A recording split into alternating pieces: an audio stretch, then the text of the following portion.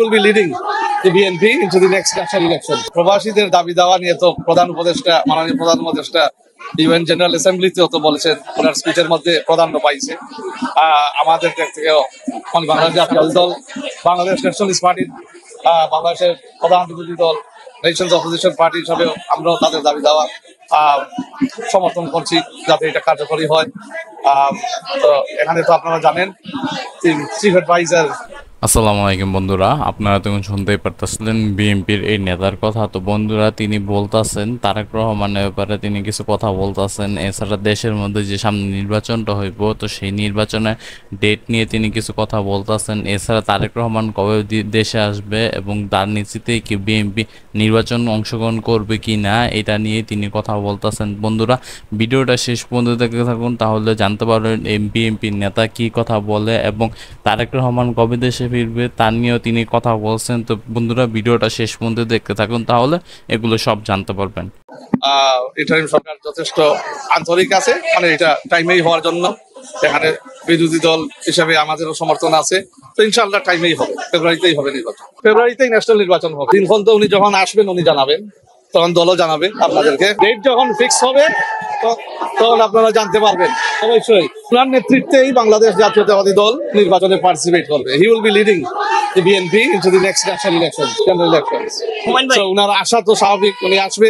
আর উনি যখন আসবে, তো বন্ধুরা, তারা ভরসা পায় ডক্টর মোহাম্মদ ইউনূস ফেব্রুয়ারি প্রথমার্ধে যে নির্বাচনটা দিবে এবং তারিখ ঘোষণা করবে সেই নির্বাচনের। তো বন্ধুরা, যে নির্বাচনের তারিখ ঘোষণা হবে আর তখনই জানতে পারবে বিএনপি দল যে তারেক রহমান কবে দেশে ফিরবে এবং তার নেতৃত্বে গেলাম বিএনপি নির্বাচন অংশগ্রহণ করবে। বন্ধুরা, এই কথাই তিনি বলছেন। বন্ধুরা, এ বিষয় নিয়ে আপনাদের কাদের কাদের কি মত তা অবশ্যই জানাতে পারেন। এছাড়া তারেক রহমানের দেশে ফিরা নিয়ে আপনাদের কি মত তাও জানাতে পারেন।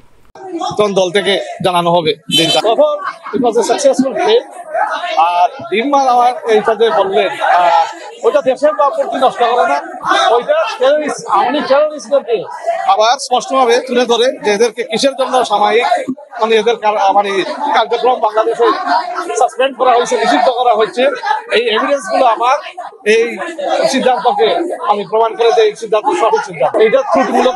বন্ধুরা, এই ছিল ভিডিওটি। আর তার ভিডিওর মাঝখানে তো দেখতে পারতেছেন। তো বন্ধুরা, ব্যাকগ্রাউন্ডে কি মিউজিক সাউন্ড বেশি আসতেছিল, আশেপাশের লোকজন অনেক আওয়াজ করতেছিল। তো বন্ধুরা, যার কারণে পুরো ভিডিওটা দেখানো সম্ভব হয়নি। তো বন্ধুরা, এই ছিল তার কথা এবং তিনি তো স্পষ্টভাবে বলে দিয়েছে যে বিএনপির নেতা মানে তারেক রহমান তিনি তো দেশে ফিরবেন যেদিন নির্বাচনের ডেট ঘোষণা করা হবে সেদিনে, এবং তার নেতৃত্বেই করলাম বিএনপি অংশগ্রহণ করবে এই নির্বাচনের মধ্যে। তো বন্ধুরা, এই ছিল ভিডিওটি। আর ভিডিও নিয়ে আপনাদের মন্তব্য কি তা অবশ্যই আমাদের কমেন্ট বক্সে জানাতে পারেন। তো দেখা হবে নতুন কোনো ভিডিওতে। যদি মনে হয় ভিডিওটা শেয়ার করার মতন, তাহলে বন্ধু বান্ধব আত্মীয়স্বজনের মাধ্যমে শেয়ার করতে পারেন। আর যদি মনে হয় ভিডিও চ্যানেলটা সাবস্ক্রাইব করার মতন, চ্যানেলটা সাবস্ক্রাইব করে দেবেন। তো এই ছিল ভিডিওটি। দেখা হবে নতুন কোনো ভিডিওতে। সে বন্ধু ভালো থাকবেন। Take care. আল্লাহ হাফেজ।